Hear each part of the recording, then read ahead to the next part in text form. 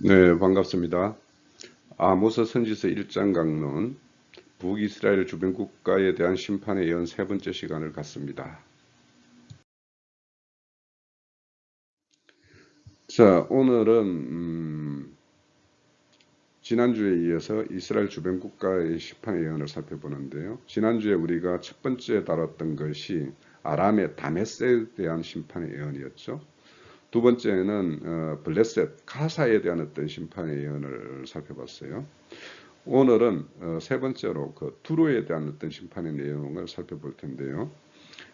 두로에 대한 심판의 내용은 아모스 1장 9절에서 10절 두 계절에 기록하고 있습니다. 이 두로에 대한 심판의 내용은 이사야서 23장 1절에서 18절, 에스겔서 같은 경우는 26장에서 28장 그 세 개장에 걸쳐서 이 두로에 대한 내용을 언급하고 있어요. 그래서 두로의 내용에 대해서는 금방 말씀드린 이사야서나 에스겔서의 내용을 꼭 참조해서 한번 살펴보기를 원합니다. 그리고 에레미야 같은 경우는 25장과 27장에 간단하게 이렇게 심판의 경고를 하고 있어요. 자, 오늘 아모스 1장 9절 10절 9절에서 10절 내용을 한번 살펴보면서 두로의 제약상과 그들에 대한 심판의 내용을 한번 살펴봅니다. 자, 9절입니다. 여호와께서 이와 같이 말씀하시되 두루의 서너 가지 죄로 말미암아 내가 그 벌을 돌이키지 아니하리니 이는 그들이 그 형제의 계약을 기억지 아니하고 모든 사로잡은 자를 에돔에 넘겼습니다. 내가 두로성에 불을 보내리니 그 궁궐을 사르리라. 자, 오늘 말씀도 다른 앞선 두 개의 어떤 도시 성읍에 대한 심판의 내용처럼 여호와께서 말씀하시는데 그들의 어떤 서너 가지 죄로 말미암아 그 죄를 돌이키지 않는데 그 중에서 가장 대표적인 죄로 하나 지적하는 것이 뭐냐면 형제의 계약을 기억지 않고 그 사로잡은 자들을 에돔의 노예로 팔아넘겼다. 이렇게 지적을 합니다. 그러니까 그 백성들, 사로잡은 자, 약한 자들을 에돔의 어떤 노예로 파는 것에 대한 어떤 심판이에요. 그래서 여전히 앞서서 대표적으로 주변 국가들에 대한 어떤 심판의 내용으로 박해, 이에 해당되는 어떤 제목이죠. 그래서 그들에 대해서도 공히 불의 심판을 경고합니다. 그래서 그들의 궁궐을 다 사르겠다라는 내용이에요. 자, 두로는 우리가 지도상에서 우리가 봤었죠. 지중해를 끼고 북서쪽에 북이스라엘 중심으로 북서쪽에 위치한 도시 성읍입니다. 대표적인 어떤 성읍으로는 두로와 시돈이 있죠. 그래서 두로 하면은 이 베니게 그 해양 민족으로서 그 항구 도시를 이루고 있죠. 그래서 이들은 지중해를 끼고 있기 때문에 이 내륙, 그 바벨론 지역, 메소포타미아 지역 그쪽까지 이렇게 나아가는 어떤 중개 무역을 할 수 있는 아주 유리한 지역에 있어요. 그러다 보니까 국제 중개 무역을 통해서 그런 어떤 장사, 상업을 통해서 굉장히 발달한 어떤 성업입니다. 그래서 이런 어떤 국제 무역과 이런 어떤 상업 때문에 그들은 큰 부를 이룰 수가 있었어요. 그래서 이 부로 인해서 그들이 교만한 즉 두로는 다윗과 솔로몬 시대 때 굉장히 이스라엘 민족과 우호적인 관계였죠. 그래서 오늘 그 지적하는 형제의 계약을 기억지 않았다 이렇게 말하는데 그래서 이 두로에 대한 심판의 내용 이사야서나 에스겔서 같은 경우에는 하나님의 큰 은총을 입은 사람이 하나님의 배역하는 그 길로 가는 그 상징으로서 이 두로를 지적을 합니다. 그래서 우리가 두로에 대해서 볼 때는 그들의 어떤 부를 이룸으로 인해서 교만해져서 그 결국엔 하나님의 어떤 배역의 길로 가는. 그래서 오늘도 우리가 북이스라엘은 이 남유다 우시아 왕과 북이스라엘 여로보암 2세 때에는 그들이 굉장히 그 부를 이루고 어찌 보면 제2의 황금기를 구가하는 어떤 그런 상황이었기 때문에 그런 그 가운데 이 두로가 이렇게 자기 어떤 부로 인해서 이렇게 배역의 길을 갔듯이 이스라엘도 그런 어떤 측면이 있기 때문에 두로의 어떤 심판의 내용에 대해서는 우리가 잘 이렇게 귀담아 새겨야 될 것들이 있습니다. 왜냐하면 우리가 부유한 가운데 우리가 이렇게 빈천하고 뭔가 참 우리 스스로 자기 자신이 보잘것 없다고 할 때는 어떤 겸손하고 하나님의 어떤 은혜 가운데 거할 수 있지만 우리가 큰 뭔가를 이루었을 때 그런 것들을 그것으로 인해서 하나님을 멀리하게 되고 교만으로 떨어지는 어떤 그런 사례가 있기 때문에 두로의 어떤 그 심판의 경고의 말씀은 다른 이사야서나 에스겔서 이런 내용을 보면서 우리가 많은 어떤 교훈으로 새겨야 될 말씀입니다. 자, 이처럼 그 두로는 이런 지리적인 어떤 그런 좋은 어떤 여건으로 어떤 큰 부를 이루었지만 그런 유리한 지리적인 여건 때문에 또 한편으로는 열강으로부터 많은 침략을 받은 어떤 그런 역사를 기록하고 있어요. 그래서 대표적으로는 아수르 왕 드글랏 블레셋 1세, 즉 BC 1094년 그때 침략을 크게 받아서 큰 위험에 있었죠. 그리고 또 아수르 살만에셀 3세 때는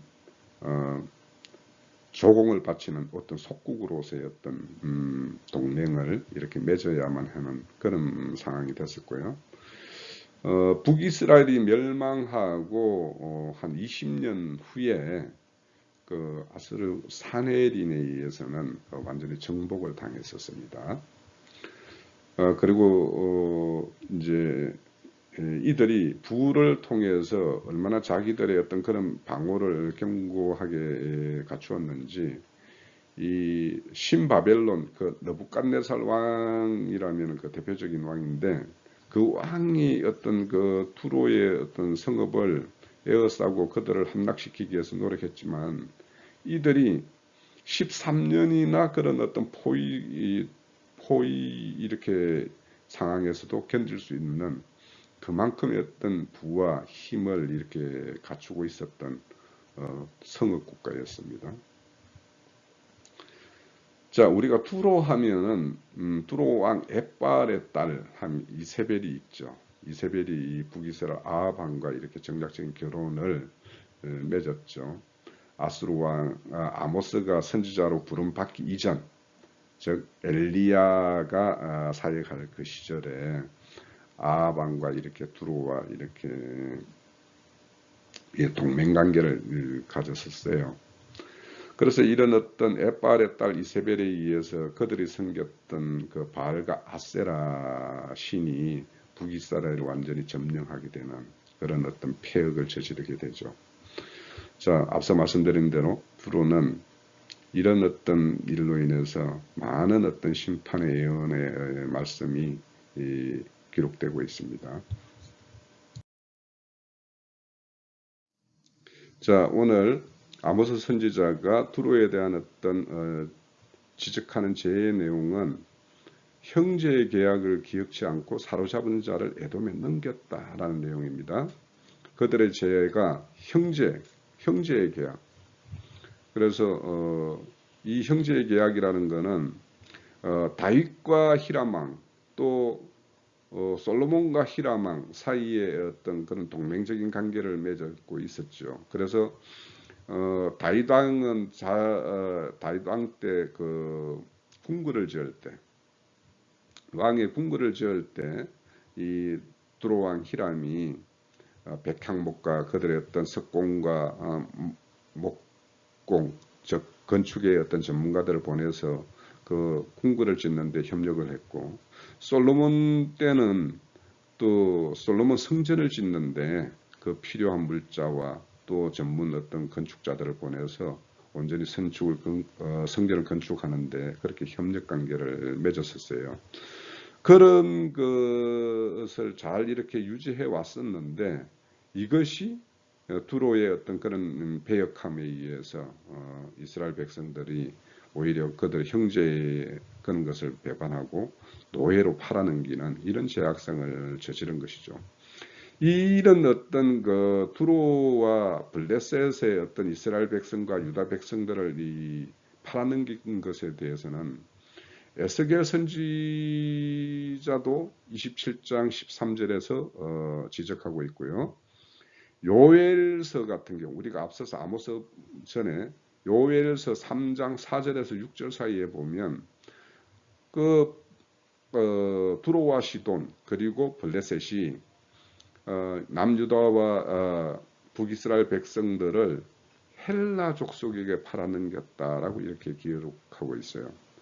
그래서 우리가 앞서서 출애굽기 21장에 보면 사람을 사로잡거나 그들을 종삼거나 노예로 팔아넘기는 것에 대해서는 바로 그런 자는 죽이라고 이렇게 이야기할 만큼 하나님이 아주 엄격하게 금하는 그런 패역한 일을 저지른 두로에 대해서 심판을 하는 것이죠.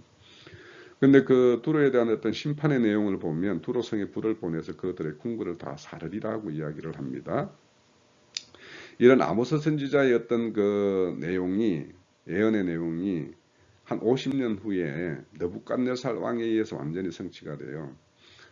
앞서서 이 두로가 그들의 부로 자기들의 어떤 보호 방어벽을 견고히 쌓기 때문에 그 느부갓네살 왕의 어떤 막강한 군사력에도 불구하고 그 성을 포위하고 그 함락시키는 데는 13년이 걸렸어요. 그래서 13년이 걸렸지만 마침내 느부갓네살 왕에 의해서 그 성이 완전히 함락되어서 이 아모스 선지자가 예언했던 이 말씀이 역사상에 온전히 실현되는 것을 우리는 확인할 수 있습니다.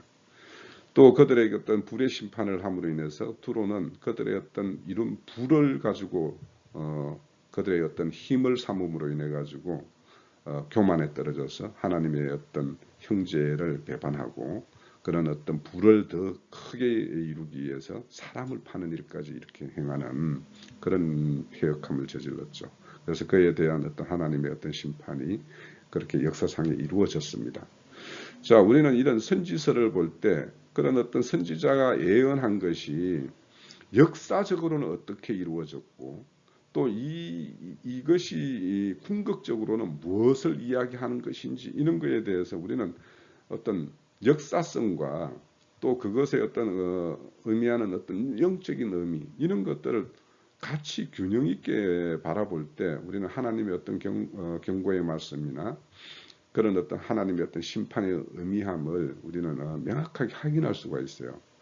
그래서 우리는 이런 선지자의 어떤 말씀을 그런 예언의 내용이 역사상에 이루어진 어떤 그 사실을 우리는 확인함으로 인해서 하나님의 말씀은 한 톨도 떨어지지 않고 반드시 이 역사상의 실현이 된다라는 것, 그것을 우리는 우리의 믿음 내용 가운데는 그것이 확고하게 자리 잡아야 돼요. 그렇지 않으면 이 천년왕국이다라는 거 이런 것들 모든 걸 상징적으로 이렇게 해석하는 자들은 이 하나님의 어떤 일의 어떤 역사성에 대한 어떤 그런 어떤 그 비중과 의미를 완전히 퇴색시켜 버리기 때문에 그들의 어떤 그 영적 해석이다, 영적 의미다라는 것이 이 역사성과 얼마나 괴리되어 있느냐에 따라서 그 사람이 어떤 영지주의적인 어떤 그런 성격인가 아니면 어떤 하나님의 어떤 일하심이 이 역사 가운데 어떤 실제적인 어떤 일로 일어나는 이런 것을 통해서 우리는 하나님의 어떤 말씀이 어떤 것인지 그래서 그런 것에 기반한 어떤 믿음이어야지 우리가 언제든지 어떤 그 실제적인 내용과 또 어떤 영적인 어떤 속 내용이 균형 있게 이렇게 자리 잡고 그렇게 세움을 받을 수가 있어요. 그래서 우리가 선지서를 통해서 이런 예언의 말씀이 어떻게 성취되었는가 그런 역사적인 어떤 사실을 통해서 이렇게 살펴보는 것도 큰 의미가 있어요. 그래서 우리가 선지서를 볼 때는 반드시 이런 어떤 역사성이 기반되어 있는 그래서 어찌 보면 이 선지서는 역사서입니다. 역사서 속에서 선지자 중심의 어떤 내용으로 기록하고 있는 것이 선지서다 이렇게 봐야 돼요. 그래서 이게 선지서는 역사성과 완전히 결별되어 있다라면 이거는 우리가 선지서로서의 어떤 그 내용들이 얼마나 하나님의 어떤 이런 역사의 주관자인지를 망각하게 돼요. 우리는 항상 이 성경을 볼 때 그런 하나님의 말씀의 어떤 그것이 이 역사상에 어떻게 이루어지는가 이것이 실제가 안 되면 하나님의 말씀은 그냥 공허한 어떤 철학과 사상의 어떤 그냥 일 하나의 어떤 부류로 떨어져요. 그러니까 우리는 어떤 이것이 이 성경 말씀은 어떤 정신운동이 아니라고 그랬잖아요. 하나님의 말씀의 역사예요. 그러니까 우리는 역사성에 대해서 새롭게 인식하는 어떤 그런 기회가 되었으면 하는 어떤 그런 바람이 있습니다. 자, 이스라엘 주변 국가에 대한 심판의 예언의 네 번째로는 에돔에 대한 심판입니다. 자, 우리 에돔에 대해서는 우리 앞서서 블레셋과 투로의 어떤 심판 내용 중에 에돔의 노예로 판 내용들이 있었죠. 그럼 에돔은 그들을 사서 노예 삼은 죄가 있겠죠. 자, 에돔에 대한 어떤 심판의 내용은 1장 11절에서 12절 두 절에 대해 기록하고 있지만 선지자 오바댜서는 전체가 에돔에 대한 심판의 내용이고요. 에레미야서 49장 7절에서 22절까지 에돔에 대한 심판의 내용을 기록하고 있습니다. 그래서 에돔의 어떤 제약과 그런 내용은 이런 내용을 참조하시고요. 자, 우선 11장, 12장 내용을 보면서 그 에돔에 대해서 아모스 선지자가 지적하는 죄가 무엇이며 그들에 대한 심판의 내용을 살펴봅니다. 11절입니다. 여호와께서 이와 같이 말씀하시되 에돔의 서너 가지 죄로 말미암아 내가 그 벌을 돌이키지 아니하리니 이는 그가 칼로 그의 형제를 쫓아가며 궁유를 벌이며 항상 맹렬히 화를 내며 분을 끊임없이 품었음이라. 내가 대만의 불을 보내리니 보스라의 궁궐을 사르리라. 자, 에돔은 우리가 잘 알다시피 야곱의 형제에서 즉 이삭의 아들 두 쌍태로 난 아들 에서와 야곱 그 중에 에서의 후손이 그 에돔 족속을 이루고 있죠. 이들은 요단강 동편 저 하부 사해강 그 사해 남단에서 동쪽 그런 어떤 세일산을 중심으로 에돔 족속이 번성 발전을 했어요. 그래서 그 북쪽에서 그 왕의 대로의 어떤 남단 쪽 끝단에 위치하고 있는 나라가 이제 에돔이죠. 그래서 그 왕의 대로에 따라서 남단 아카바만 그쪽으로 나아가기 위해서는 이 에돔을 거쳐서 이렇게 나아가야 됐고, 우리가 이 이스라엘이 출애굽 과정에서는 보면 이제 그 요단강 동편으로 모압 지역으로 이렇게 올라가서 너보산 쪽으로 그쪽으로 해서 요단강을 이렇게 건너가게 되죠.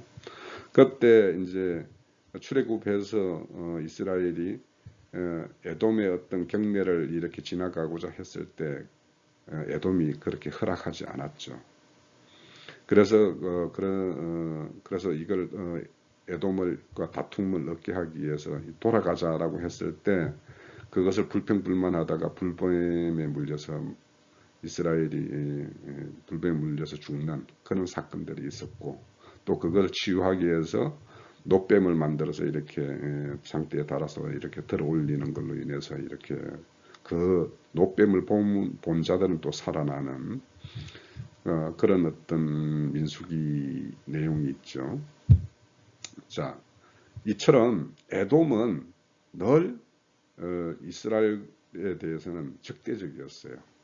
이것의 근본적인 것은 에서와 야곱의 어떤 장자권 다툼에서부터 하나님의 어떤 축복 이런 것에 연결되어 있겠지만, 그렇지만 하나님은 이들의 어떤 형제로서의 어떤 그런 대할 것을 율법으로서 기록하고 있어요. 그 내용에 대해서 이따가 이제 살펴보기로 하고요. 자, 이처럼 그런 어떤 하나님은 이 형제를 다하기를 원했었어요. 그렇지만 에돔은 늘 이스라엘에 대해서 적대적이었죠. 그래서 이스라엘을 외세들이 침략해가지고 그들을 공경에 빠뜨릴 때 늘 에돔은 그 이스라엘의 어떤 대적들의 편에 서서 그들과 함께 합세해서 이스라엘을 더 공경에 몰아넣는 그런 역할을 했었어요.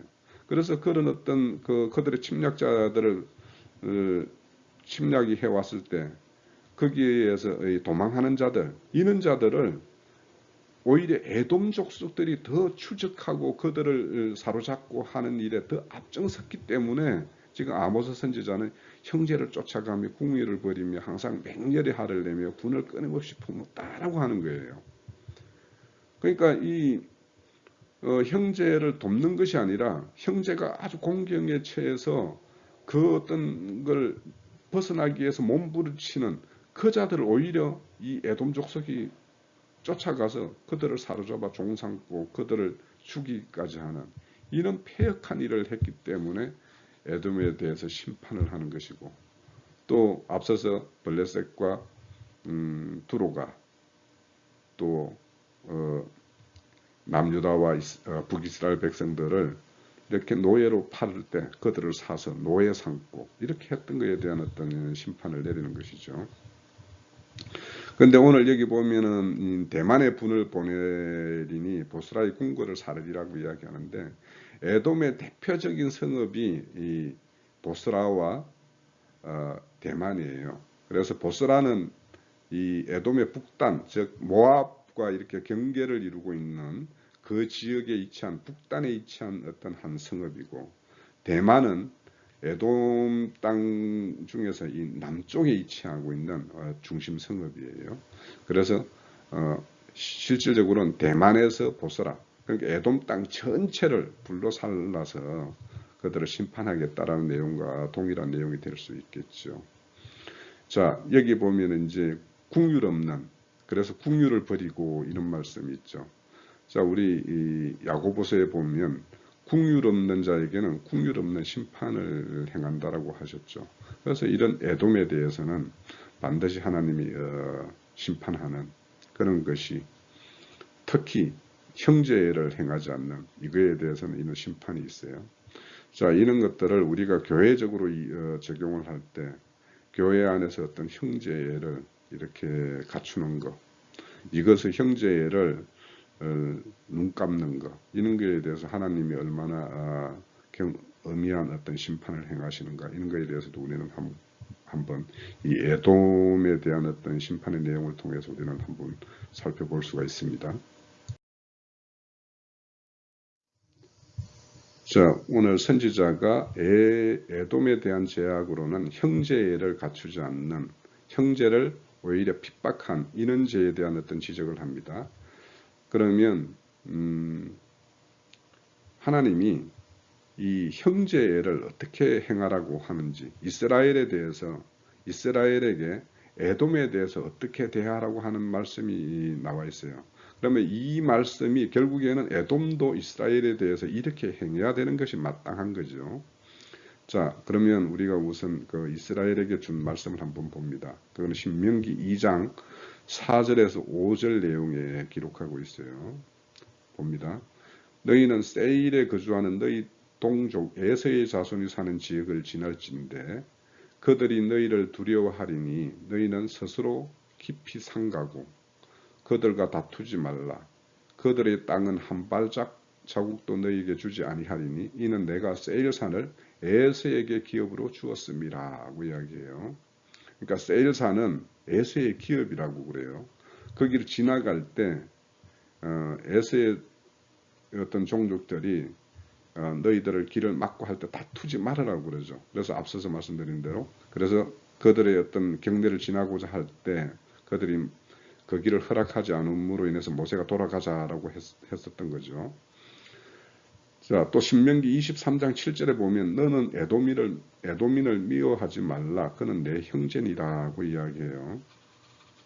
자, 우리가 이렇게 형제를 다하지 않은 그 에돔에 대해서는 하나님의 어떤 심판의 말씀이 앞서서 말씀드린 대로 오바댜서나 에레미야서 47장에 이렇게 기록되어 있다라고 했어요. 그 내용을 참고하고 우리가 여기서 하나 생각해 볼 것이, 그러면 우리가 신앙 가운데에서 이런 에돔을 형제라고 이야기를 합니다.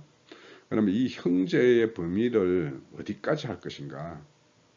그러니까 우리도 우리의 어떤 신앙 가운데에서 우리가 보건대 합당치 않은 그런 어떤 행보를 행하는 어떤 그런 사람들이 있죠. 그런 사람들 중에는 우리와 함께 교회를 이루다가 나간 사람도 있고, 또 그렇지는 않지만 그들이 어떤 사회적으로 이렇게 큰 문제를 일으키고 뭐 이렇게 하는 것들도 보고, 또 그런 어떤 큰 문제는 일으키지 않지만 그들의 어떤 교회에 이루는 어떤 모양 이런 것들을 보면 참 우리가 생각할 때 합당치 못하다라고 생각하는 그런 면이 없지 않아 있죠. 그러면 그들에 대해서 우리가 이런 어떤 형제를 갖출 것인가 말 것인가 이런 걸 한번 생각해 볼 필요가 있을 것 같아요. 그래서 어째 보면 각자가 바라보는 어떤 그런 시각에 따라서 형제의 범위라는 것이 굉장히 다를 겁니다. 그렇죠? 그래서 그거에 대해서 아, 여기까지가 형제고 여 범위가 넘어서면 우리는 형제가 아니다라고 하는 것들을 좀 규명하기가 쉽지는 않아요. 그래서 각자가 이제 그거에 따라서 어떤 그런 어떤 형제에 대해서 우리가 어떤 그들의 어떤 합당치 못한 것에 대해서 경계로 삼기 위해서 우리가 얼마든지 그런 것들을 언급할 수도 있고, 그런 걸 통해서 우리는 새로운 어떤 실질적인 믿음의 어떤 교훈을 얻을 수도 있어요. 그래서 그런 어떤 차원에서 우리는 충분히 언급할 수 있는데, 이것이 어디 정도까지 하는 것이 형제를 하는 것인지, 그러니까 그들을 원수로 대해야 되는 것인지 형제로 대해야 되는 건지 이 범위가 굉장히 좀 난해하죠. 자, 이런 측면에서 우리가 그런 어떤 우리와 다른 어떤 그런 노선을 좀 갖추고 있는 그런 집단에 대해서 우리가 취해야 될 태도가 어떤 것인지에 대해서 한번 생각해 볼 여지가 있겠죠. 또 하나, 우리가 이 기존의 어떤 합당치 못한 그런 행하는 어떤 그런 모습들을 갖추고 있는 그런 교회 무리 속에 우리가 있다가 거기에서 나온 자들이 대부분이에요. 그런데 그 무리 속에서 그들을 개혁하고 그들을 스스로 자기 어떤 노력으로 바꿔보겠다라고 하는 사람들도 사실은 있죠. 그런데 우리가 오늘 이 신명기 말씀에 보면, 신명기 말씀과 우리 계시록 18장에 그 하나님의 어떤 심판받을 그 바벨론의 어떤 그 성읍에서 하나님의 심판에 참여하지 말고 거기서 나오라고 하는 이 말씀이 있어요. 그리고 오늘도 여기 보면은 그 세일상 그 기업은 에서에게 줬다라는 거예요. 그러니까 우리가 그 에서 성읍을 우리가 이거를 우리의 합당한 어떤 우리의 것으로 바꿔보고자 하는 것이 하나님의 본래의 뜻이 아니라는 거예요. 우리는 그 속에서 그 어떤 세일산의 어떤 에돔이라고 할 수 있는 그런 족속들의 어떤 이루는 어떤 그런 신앙세계에서 그들을 나오게끔 그들 속에서 애통해 하는 자, 베드로서에 보면 롯이 그런 걸로 인해서 심중에 굉장히 그런 그 고통으로 여겼다라고 하는 이런 말씀이 있어요. 혹 그런 자가 있으면 나오라고 하는 것이죠, 거기에서. 그래서 우리가 오늘 이 말씀을 통해서 두 가지를 생각해 볼 것이 있다라는 생각이 들어요. 어디까지 우리가 형제로 대하며, 그래서 그들에 대한 우리가 일방적인 어떤 비난이나 이런 것을 삼가할 것인가. 그거 하나 하고, 또 그들은 우리가 그 기업을 우리의 어떤 소유로 전환하는 것이 아니라 그 기업 속에서 구할 자들을 구해내는 것이, 불러내는 것이 우리의 어떤 본업이다, 우리의 어떤 책무다, 이런 것에 대해서 두 가지를 한번 생각해 볼 수 있겠다 싶습니다.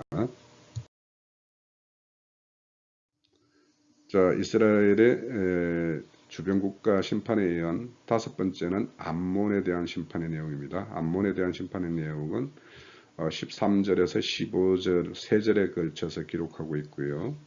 이 암몬에 대한 심판의 내용은 에레미야서 49장에 가면 또 한번 설명이 되고 있습니다. 좀 참조를 하시고요. 오늘 13절에서 15절의 말씀을 보면서 암몬의 제악상과 그들에 대한 심판의 내용을 한번 살펴봅니다.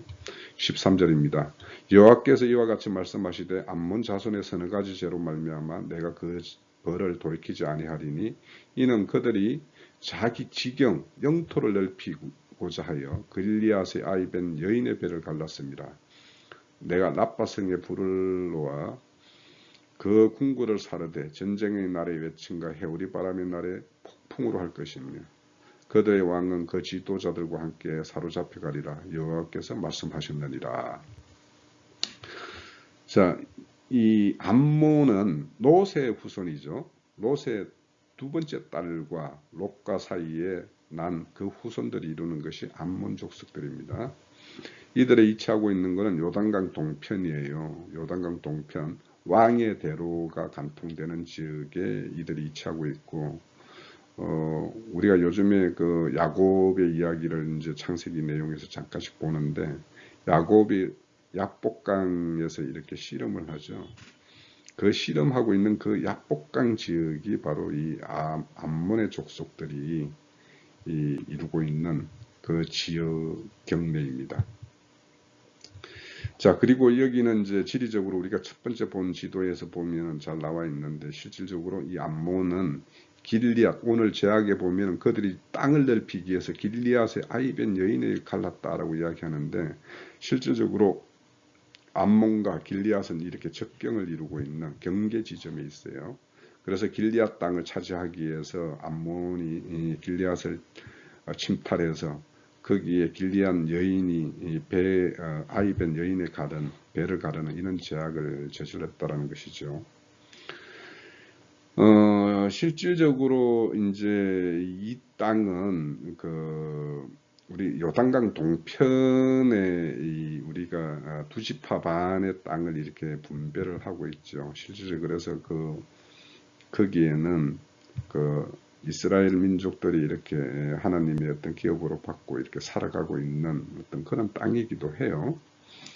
그런데 이제 여기에 보면 이제 암몬 족속들은 사사시대 이후로 이스라엘과 굉장히 적대적으로 적대를 이루었고, 실질적으로 이 아모스 선지자가 이렇게 활동할 시기, 그러니까 이 우시야 왕이 활동할 이 시기에는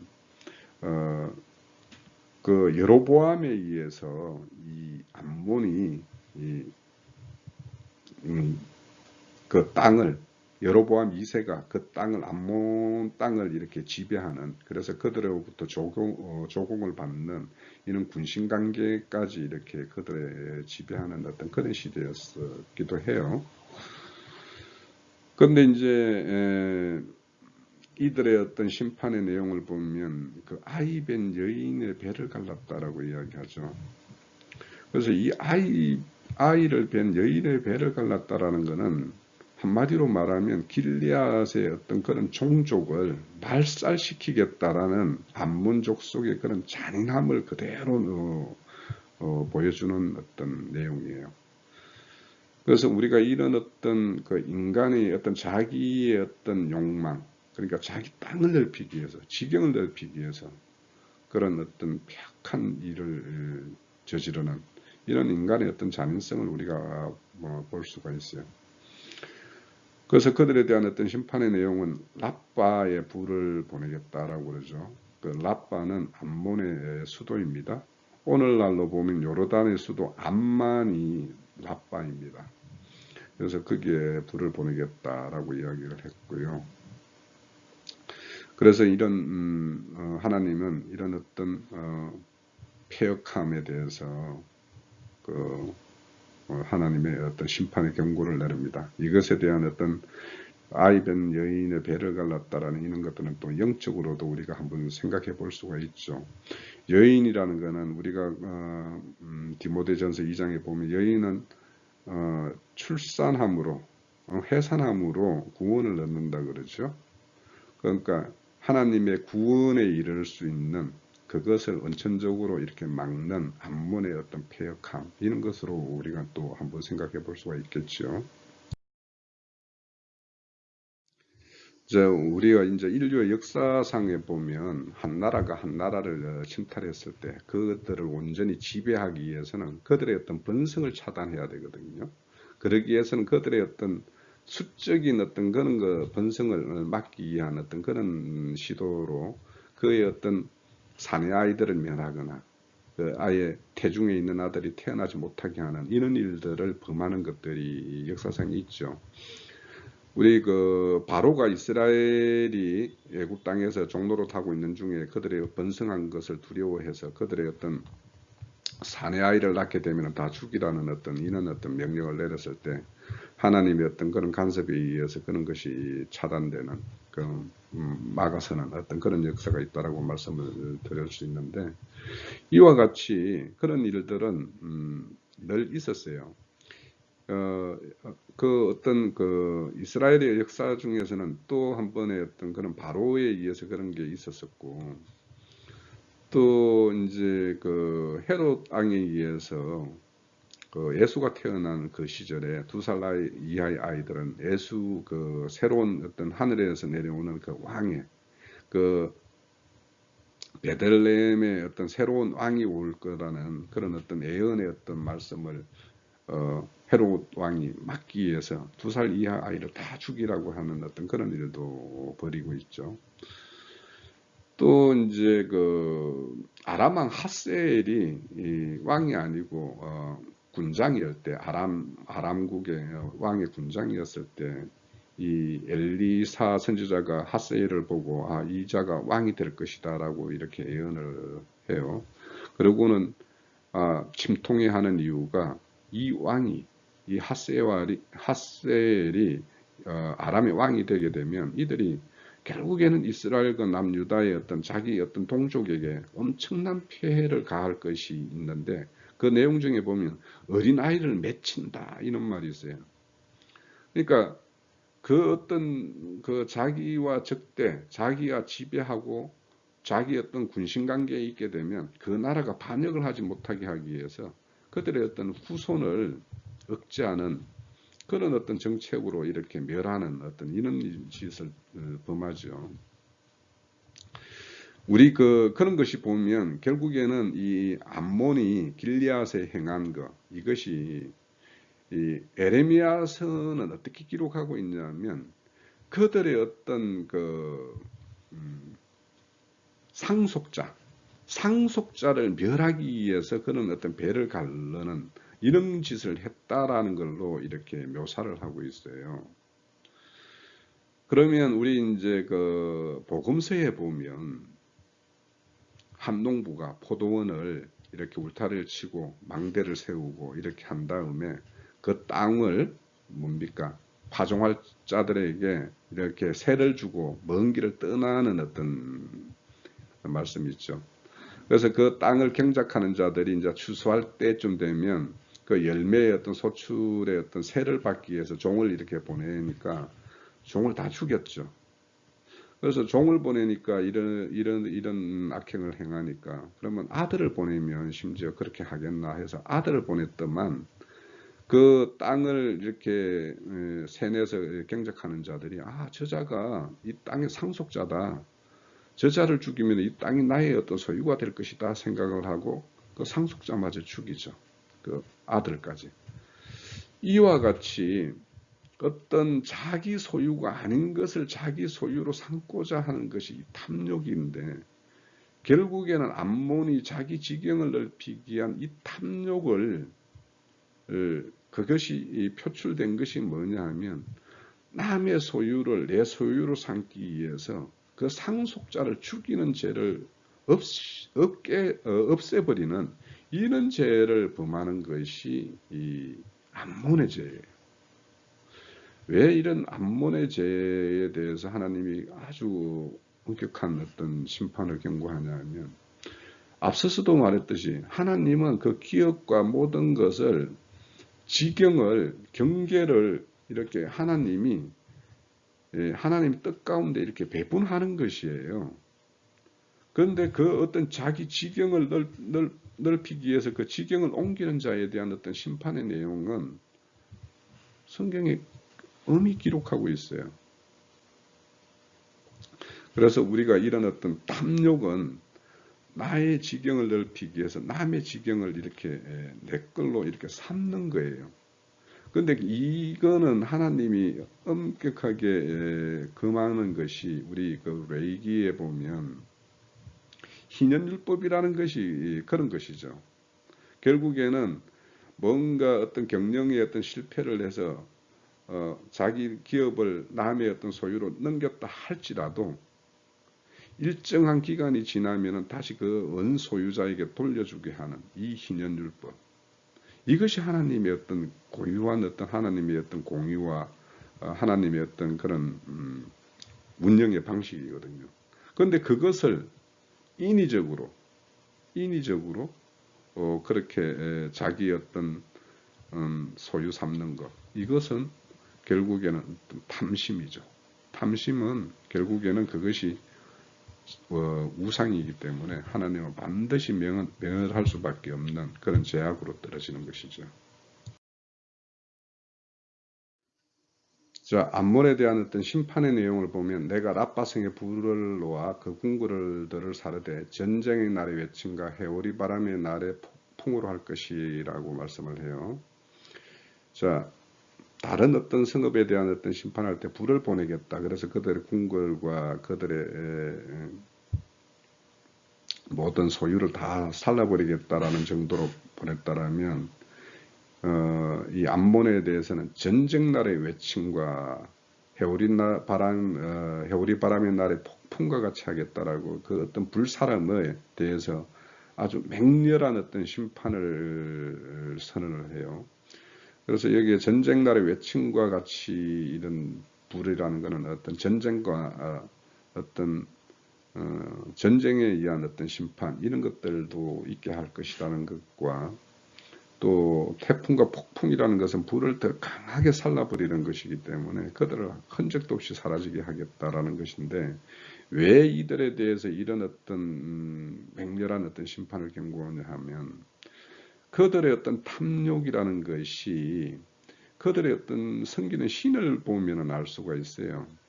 그래서 두 번째 심판을 보면 그들의 왕은 그들의 지도자들과 함께 사로잡혀 가리라고 이렇게 말씀을 하는데 이 왕이라는 그들의 왕이라는 것은 암몬의 왕이라는 것은 몰록이에요. 몰록. 이게 왕이라는 뜻이에요.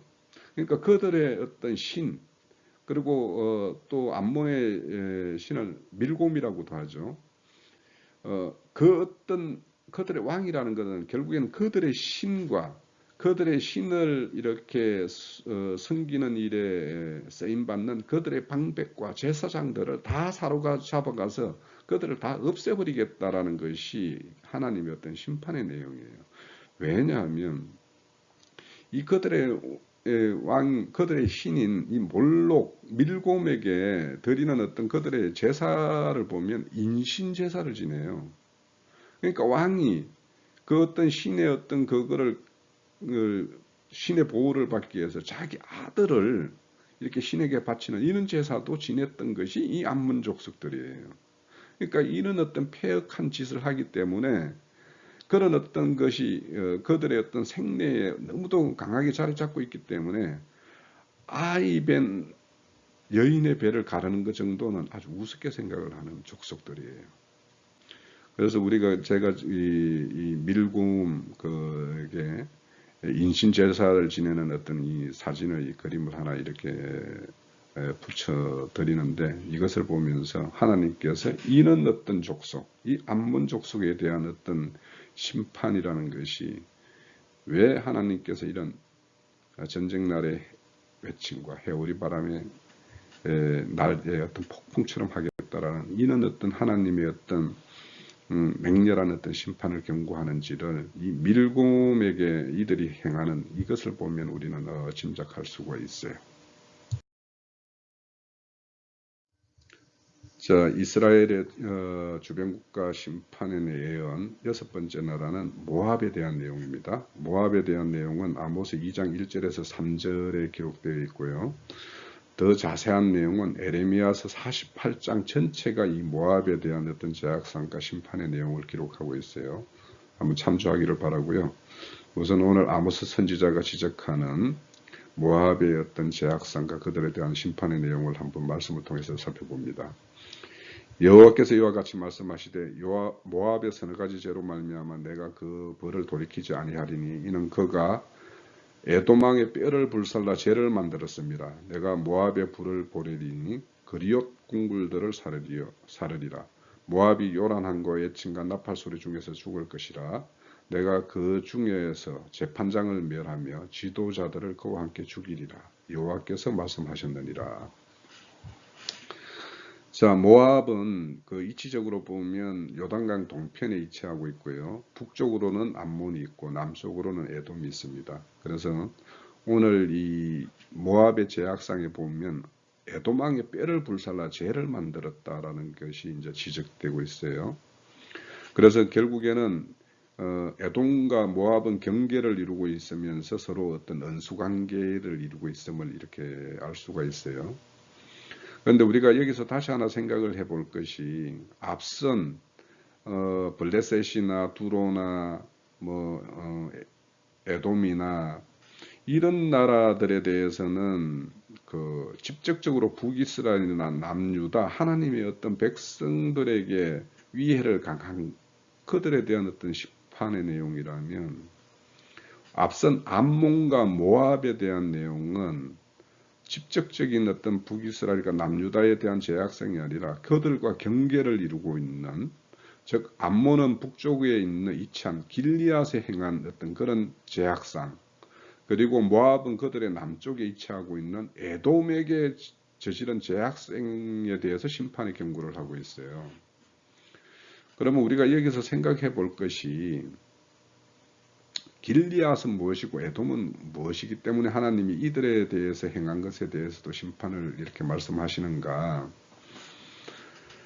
그런데 이들에 대해서 행한 어떤 그런 제약상이 아주 비인간적이고 잔인하고 그런 어떤 몰인간적인 어떤 그런 어떤 측면이 있기 때문에 그런 어떤 측면에서 이들에 대한 어떤 심판의 경고도 있겠지만 우리가 다시 하나 생각해 볼 것은 뭐냐면 암몬의 제약상으로 지적되는 길리앗 땅에 아이벤 여인의 배를 가는 것, 그 길리앗 땅이 어떤 것인가를 생각해 보면 이스라엘이 출애굽해서 약속의 땅 가나안 땅 들어가기 전에 그 정벌 정쟁을 벌일 때 이 요단강 동편에 이 전쟁을 해서 쟁취된 땅을 두 지파 반에게 땅을 분배를 하지요. 그 분배한 땅이 뭐냐면 길리앗을 중심으로 이루는 그 땅이에요. 그러니까 거기에는 루벤과 므낫세 갓지파, 므낫세 반지파와 갓지파들에게 이렇게 두 지파 반에게 분배한 땅이기 때문에 여전히 거기에 살고 있는 그 길리앗 땅의 백성은 하나님의 백성이죠. 야곱의 12지파 중에 두 지파 반이 거기에 살고 있는 땅이에요. 그러니까 그 땅을 여전히 하나님 입장에서는 하나님의 어떤 근속으로 생각하는 땅이라는 측면이 있죠. 그리고 길리앗은 그런 측면이 있고 에돔은 야곱의 형제 에서의 후손이죠. 우리가 앞서서 봤듯이 에돔의 어떤 제약상을 지적할 때 에돔은 이스라엘에게 그렇게 적대적으로 대했지만 하나님은 이스라엘에게 에돔에 대해서 어떤 관점에서 그들을 대하라고 하는 그게 우리 신명기에서 살펴봤잖아요. 에돔 족속이 거하는 세일 땅은 하나님이 그들에게 기업으로 준 땅이라고 이야기를 하고 있고, 그래서 너는 그이들의 땅을 지나갈 때 그들을 하나도 이렇게 범하지 말아라. 너희들은 거기로부터 너희 기업을 얻을 것이 하나도 없다라고 말씀하는 걸 우리가 살펴봤고요.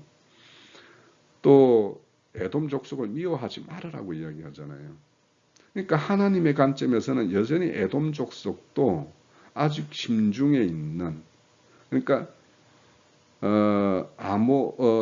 오바댜 선지서를 통해서는 에돔에 그렇게 불심판을 내리겠다라고 하는 그런 거에 대한 내용이 있지만 여전히 그 어떤 심중에, 하나님의 심중에는 에돔 족속에 대한 어떤 그런 애통한 마음과 그들에게 어떤 긍휼한 마음이 여전히 자리 잡고 있는 그런 그 측면이 있다라고 보여요. 그래서 우리가 이 에돔과 길리앗 땅에 이런 그 폐역한 일을 행한 이 암몬과 에돔의 족속들, 모압의 족속들, 이들에 대한 하나님의 어떤 심판의 경고를 통해서 하나님의 어떤 심중에 있는 것과 우리가 생각하는 것들, 그러니까 우리가 흔히 어떤 형제나 우리와 어떤 다른 길을 노선을 걷는 자들에 대해서 우리가 어느 선까지 형제를 갖추고 또 그들을 이야기할 때 우리는 어떤 그런 걸 통해서 그들의 어떤 그런 걸 이야기함으로 인해서 우리는 어떤 교훈을 얻고 우리의 어떤 경계를 삼는 것을 어떤 그런 것이 기본이지 그들을 어떻게 비난하고 미워하고 하는 것이 그런 것이 어느 선까지냐 그런 경계에 대해서 각자가 생각을 해볼 필요가 있겠다라는 생각이 들어요. 자, 모압에 대한 심판의 내용도 불을 보내리니 그리옥 궁궐들을 사르리라. 모압이 요란함과 애침과 나팔 소리 중에 죽을 것이라고 이야기합니다. 자, 암몬의 어떤 심판 내용과 모압의 심판의 내용에는 좀 더 강조됨이 있어요. 불을 보내는데 뭐냐면 우리가 암몬에 대해서는 앞서서 볼 때 군대의 소리와 해오리 바람의 폭풍과 같이 하겠다라고 이야기했는데 여기는 보면 요란함과 애침과 나팔 소리 이것 보면 이것도 전쟁을 연상시킬 수 있는 것이죠. 그렇게 해서 전쟁을 통한 어떤 불의 심판으로 그들을 어떤 불살라버리겠다는 어떤 하나님의 어떤 내용이에요. 그래서 이런 어떤 모압과 암몬의 어떤 그런 심판의 내용을 통해서 그들의 어떤 죄악상에 대한 하나님의 어떤 분노를 우리는 짐작할 수가 있어요. 왜냐? 이 그리옷 궁궐이라는 것은 그들의 어떤 신전인, 그러니까 밀곰이고 몰록이고 그모스 신전이 있는 그 성읍이 바로 그리옷이거든요. 거기 어떤 궁궐이라는 것은 그들은 왕이 그 몰록이라는 게 왕이라는 뜻이라고 이야기했죠. 그러니까 그들의 어떤 신전과 같아요. 그리옥 궁궐이라는 것은. 그래서 그들의 신전을 불살라 버리겠다. 왜냐? 그들은 인신제사를 지내는 것처럼 생명의 어떤 존귀함을 모르는 어떤 족속이기 때문에 하나님의 어떤 생명을 어떤 부정하고 그 체계를 완전히 부정하는 그런 어떤 잔인한 족속들에 대한 어떤 하나님의 어떤 경고의 심판입니다. 그리고 내가 그들 중에서 재판장을 멸하리라. 그는 자기보다 높은 재판장이 계시는 것을 알게 되리라. 자, 여기 보면 재판장. 그러면 이 에돔의 왕의 뼈를 이렇게 가루를 내서 해를 만들으라고 하는 이는 어떤 심판을 누가 내렸냐 하면 그들의 재판장이 내렸기 때문이에요. 그러니까 그 재판장이 내리는 어떤 심판의 내용은 생명을 부인하는 그런 어떤 행악이기 때문에 그 생명을 간장한 참 재판장이 계심을 알게 하기 위해서 이들을 완전히 멸함으로 그 위에 더 온전한 참 생명의 대재판장이 계심을 이들에게 보이겠다라는 것이 모압에 대한 어떤 심판의 내용입니다. 자, 북이스라엘의 마지막 이웃 주변 국가에 대한 심판의 예언은 유다에 대한 심판의 내용입니다. 우리 유다에 대한 심판의 내용은 남유다를 그 상대로 일어난 선지자들이 너무도 많기 때문에 뭐 더 말할 여지가 없을 것 같고요. 예를 들면 이사야서나 예레미야나 뭐 다니엘이나 에스겔 모두가 남유다와 함께한 어떤 선지자들이었죠. 자, 그래서 오늘 그 유다에 대한 그 아모스 선지자의 내용은 아모스 2장 4절에서 5절에 기록된 두 절의 말씀으로만 그냥 말씀을 드릴게요. 여호와께서 이와 같이 말씀하시되 유다의 서너 가지 죄로 말미암아 내가 그 벌을 돌이키지 아니하리니 이는 그들이 여호와의 율법을 멸시하며 그 율례를 지키지 아니하고 그의 조상들이 따라갔던 거짓 것에 미혹됐음이라. 내가 유다의 불을 보내리니 예루살렘 궁전을 사르리라. 자, 이제 2장 이제 끝나면 유다에 대한 어떤 죄악과 심판의 경고의 말씀이 끝나면 이제 바로 북이스라엘에 대한 어떤 심판의 내용으로 이어집니다. 그러니까 이 아모스 선지자가 북이스라엘에 대한 죄악과 심판의 경고를 하기 이전에 북이스라엘과 그래도 뭔가 어떤 좀 불편한 관계, 뭔가 이런 관계에 있는 나라들에 대한 어떤 제약상을 먼저 이렇게 지적하고 그들의 어떤 심판의 경고를 함으로 인해서 아모스 선지자가 앞으로 있을 북이스라엘에 대한 제약상을 지적을 할 때 그들의 어떤 마음을 더 호응을 일으키기 위해서 이런 어떤 지혜로운 모습으로 이렇게 말씀을 선포하는 측면이 있어요. 그렇지만 이제 진짜 심판의 내용은 하나님의 심판은 하나님 집에서부터 이루어지죠. 그죠? 그런데 우리가 여기서 하나 더 생각해 봐야 될 것은 주변 앞선 6개 나라에 대한 어떤 심판의 내용과 유다에 대한 어떤 제약을 지적하는 내용이 전혀 다릅니다. 여기 보면 여호와의 율법을 멸시하며 그 유례를 지키지 않냐고 그들의 조상에 따라갔던 거짓 것에 미혹됐다. 이것을 지적을 해요. 그래서 그들에 대해서 불을 보내서 예루살렘 궁전을 다 사르겠다라고 이야기를 합니다. 우리가 이런 어떤 그 심판에 있어서 항상 하나님은 당신의 집에서부터 먼저 심판을 하고 그리고는 이제 그 이방을 다 심판하는 이런 순서로 이루어지는 것인데 그거는 이제 계시록에도 그리스도의 심판 때가 먼저 배설되고 그리고 천년왕국이 있고 그 이후에 흰 백보자 심판이 있는 어떤 그런 내용으로 이렇게 진행됨을 우리는 알 수가 있어요.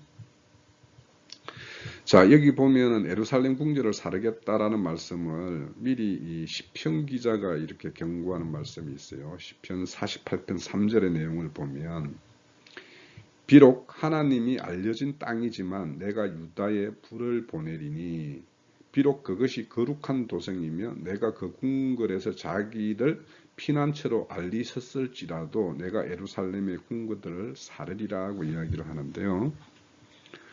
자, 분명히 예루살렘 성과 그 성전은 하나님이 거처이고 하나님의 도성이고 그거는 거룩한 곳인데 그 거룩한 곳이 귀신의 처소가 되면 하나님은 그걸 불사를 수밖에 없어요.